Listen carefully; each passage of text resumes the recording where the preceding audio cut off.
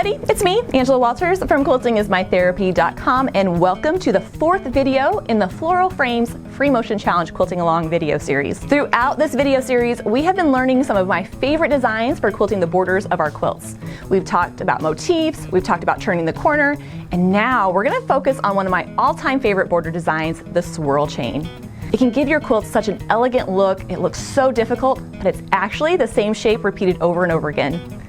In this video, I'm going to show you how to quilt it, I'm going to show you how to embellish it a little bit, and how you can highlight it or hide it with the designs you put around it. And just as I've done in all the videos in this series, I'll be demonstrating the designs on a sewing machine and a long arm. So let's get to it.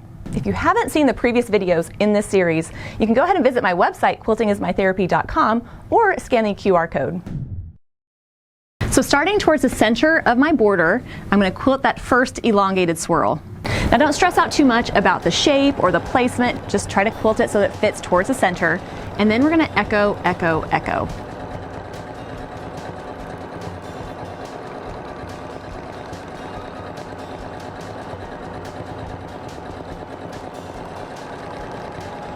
Then once I'm ready to add my next one, I'm going to echo around that swirl out in front and quilt that same shape that faces the opposite direction. So if one is pointing to the left, the next one will point to the right, and this just helps them fit together nicely and helps it progress. Then once I have that shape, well, you know the steps. I'm going to echo, echo, echo.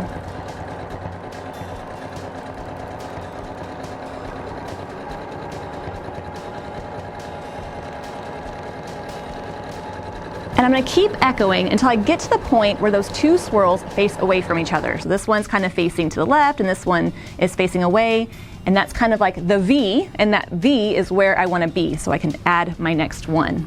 The next one is going to go the same way as the first one, echoing around, facing the opposite direction from the prior one, and then echoing. So there's that same basic shape that makes up our swirl chain. And then I'm going to echo, echo, echo until I get to where those two swirls face away from each other. So as I'm echoing, I'm looking ahead of the needle in the direction I'm heading and trying to move in a smooth movement. I'd rather have lines that are smooth than perfectly spaced. So just try to keep a nice momentum going, a nice smooth movement, and just know that once you're done, it's going to look fine, I promise. The trick here is I can't judge how it's looking at this moment because I'm going to have to come back eventually and fill in those gaps in between the swirl chain and the edge of the area. But if I'm going to quilt this design so that it wraps around the quilt, I'm going to need to know how to turn the corner. I'm going to imagine that there's a line connecting that inner corner and that outer border corner. Once my design crosses that line, I know that the next one is going to go in the opposite direction. Thankfully, we can fill in any weird gaps with echoing, and I promise it's going to look fine. So this particular swirl has crossed that line. I'm not going to stop though. I'm going to keep echoing and doing everything I've done before.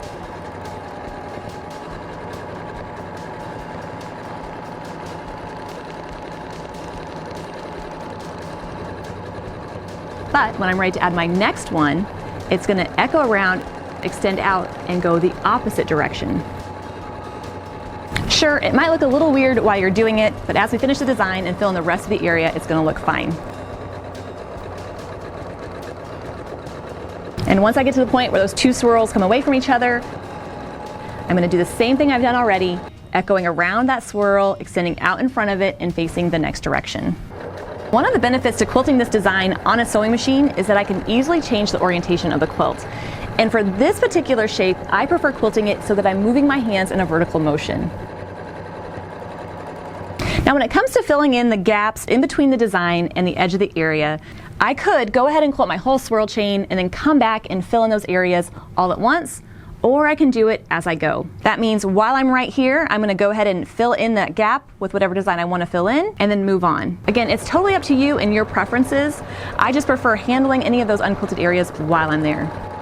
Now what you put around your swirl chain is what's going to determine whether it's going to highlight it or hide it. For instance, if I've quilted my swirl chain and I don't want it to be such a main focus of the quilt, or I'm not super happy with how it turned out, I can just add more echo lines to fill in those gaps. The result is going to be a nice, consistent, beautiful texture that's just going to let me see a little bit of the movement without screaming, "Hey, I'm a swirl chain." So just echoing around the shape and then using traveling along the edge to maneuver around as the areas get filled in. The trick is to try to keep the spacing consistent between the echo lines and the swirl chain so that it all kind of blends into each other. But if you want them to stand out a little bit more, maybe you love the look of them, or you want to create more of a wow factor for your quilt, using a filler that contrasts around it is really going to make them pop. So when I talk about contrast, I just mean different shape, different direction, different density. And one of my favorite ones to use here is like a little itty bitty wishbone in those gaps. But if that seems like too much to do, you can use a smaller filler, or you can even use denser echo lines. This is going to be something I'm going to do in much larger borders where I have plenty of room for that. But the great thing is, whatever you put around it is going to help determine how much it shows up in the finished product.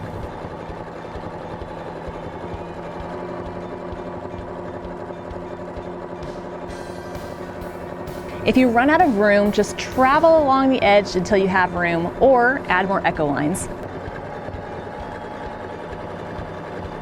That dense wishbone is really going to flatten down that unquilted area and make that swirl chain pop out, which is the effect I'm going for. And once I filled in that gap, I can resume quilting my swirl chain. It doesn't matter what size you quilt your swirl chain, as far as how long or wide it is. Try to keep it a size that you're comfortable quilting. It's the spacing between the echo lines that will determine the density of the design. Now, even though I like echoing and filling in those areas as I go, if you're newer to this design, it might be easier just to focus on quilting that swirl chain, then come back later and fill in those gaps with the echoing. But like I said, it's totally up to you. I'm using this very dark green contrasting thread color so that you can see what I'm doing. However, if you're quilting this on an actual quilt, we really want the beautiful texture of the quilting to show. So try to opt for a thread color that blends in with the background.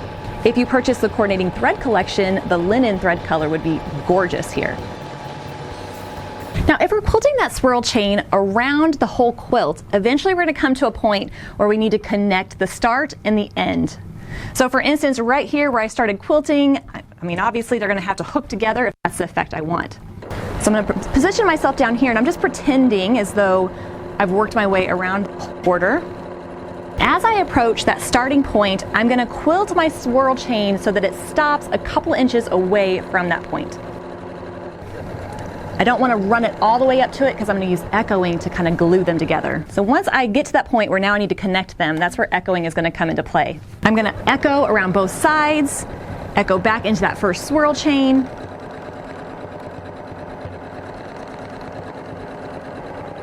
and keep on going until it looks somewhat continuous. And then I'm going to use filler to fill in any of those gaps and then move on. And even if we're looking at this as a contrasting thread, you might be like, oh, it's super obvious where that happened.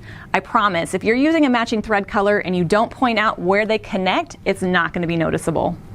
Another little trick that I use to help hide that transition or that connection is I try not to have them connect on the corners or in the very center of my border. I tend to think that people tend to look at the corners or the center first, so if I kind of offset it just a little bit, it might keep it a little hidden. But remember, just using those echo lines is going to help it kind of all pull together. It's going to look nice. Now that we've seen how to quilt that swirl chain on the sewing machine, let's look at it on the long arm. What makes this design so versatile is that you can easily embellish it with other designs. Not only will it give the swirl chain an even more custom look, it can also help fill in bigger borders easier.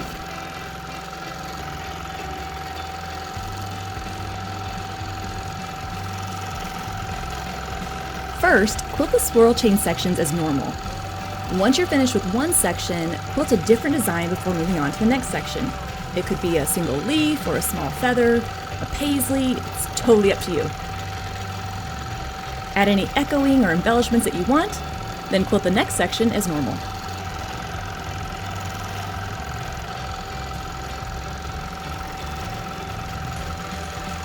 Once the swirl chain is finished, fill in the rest of the area with a dense filler to let your amazing swirl chain shine.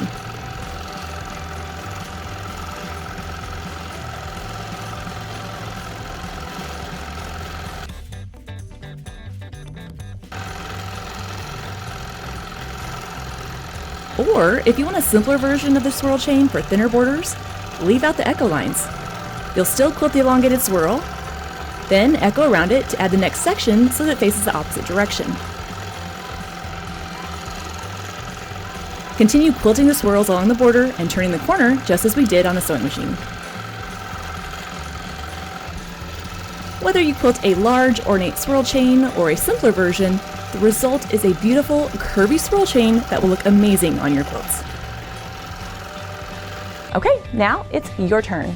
If you're quilting along with me on the custom panel I designed for this challenge, go ahead and fill in that border highlighted in red with the swirl chain design. You can embellish it, you can leave it plain, or you can come up with your own variation. It's totally up to you. And don't forget, I have the free downloadable quilting diagrams and tip sheet if you need help with the design. And for even more help, you can get the expanded resources PDF with even more step-by-step instructions. It's really going to help you master that swirl chain design. And I'll be back soon with the next video in this series where we're going to leave the borders behind and talk about quilting the flowers in the center of our quilt. Until then, happy quilting!